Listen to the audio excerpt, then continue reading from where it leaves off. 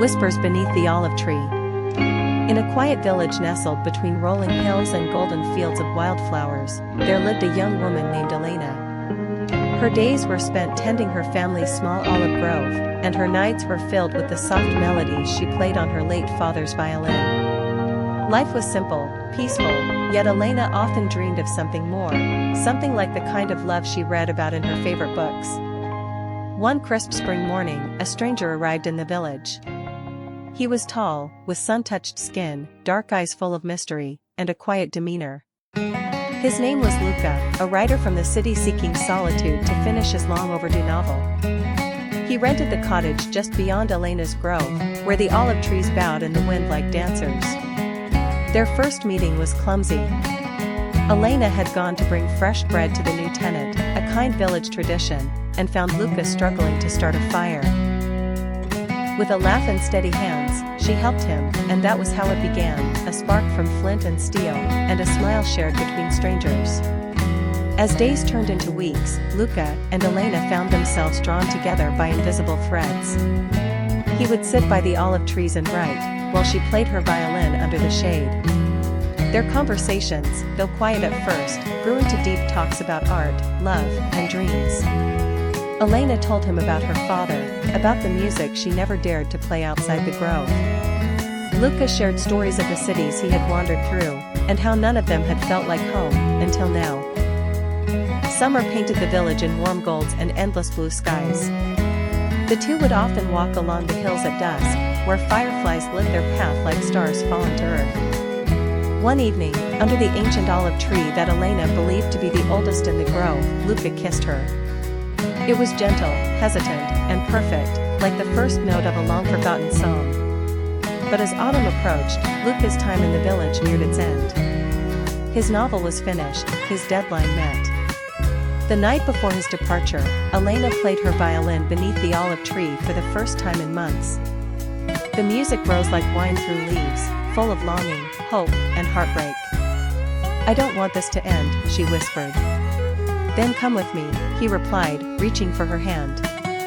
Elena looked at the trees she had known her whole life, the sky above her village, and the man who had become her heart. "This grove is my home." Luca nodded, understanding in his eyes. "Then I will come back. I'll return again and again, until your home feels like mine too."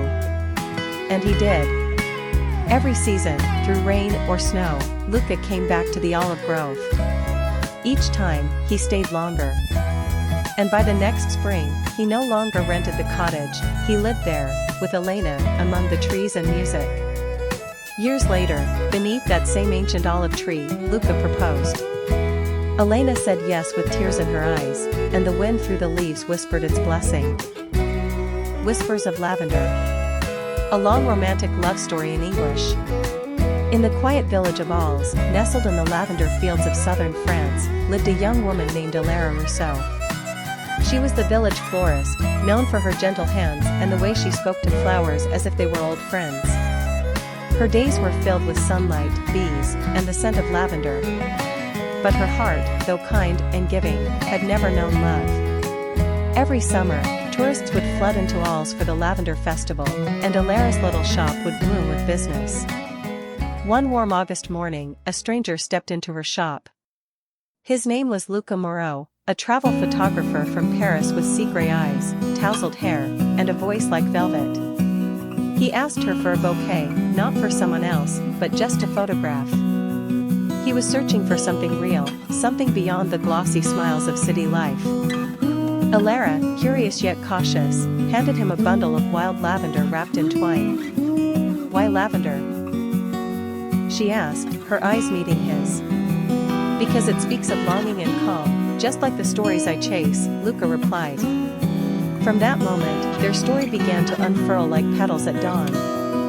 Luca stayed in Alès longer than he planned. He visited Elara's shop every morning, sometimes to buy flowers, sometimes just to talk. He photographed her in the fields, surrounded by lavender, sunlight resting on her skin. She showed him the secret paths between old stone houses, the places where time had stopped and only fragrance remained. As summer deepened, so did their connection. Elara, once afraid of opening her heart, found herself laughing more freely, speaking more honestly. Luca, who had roamed the world without roots, found a home in her presence. They would spend their evenings on her rooftop, under the stars, sipping lavender tea and sharing stories, hers of dreams she'd buried in soil, his of cities he'd loved but never truly belonged to. One evening, during the lavender moon, a rare full moon that bathed the fields in silver, Luca took Elara's hand. "I thought I came here to capture something beautiful," he whispered, "but I didn't know I'd find someone to stay for." Tears welled in Elara's eyes, and she nodded, her voice barely a breath. "And I never thought love would smell like lavender and camera film. But love is not without trials." Summer faded. Luca was offered a prestigious job in Japan, a once-in-a-lifetime opportunity. The night before he was to leave, they sat silently beneath the stars. "Do you want me to stay?" he asked. Her heart screamed yes, but her lips trembled. "I want you to follow your dream." He leaned forward and kissed her gently, the scent of lavender between them. "Then promise me something," he said. "When the lavender blooms again, I'll return. If your heart still wants mine, I'll stay forever." She nodded, tears streaming silently. A year passed. Elara waited through the cold, through the rains, through the ache of missing someone who had become the rhythm of her world. She tended her flowers, poured her love into every petal, and whispered to the wind her hopes.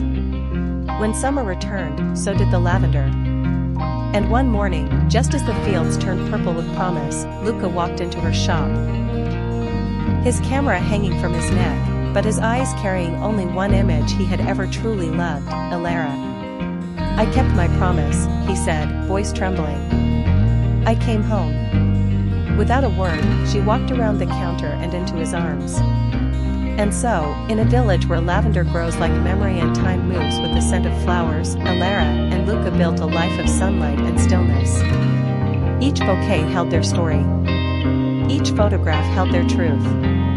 And every year, when the lavender moon rose, they'd sit on the rooftop, older, deeper in love, whispering dreams that smelled like lavender and forever.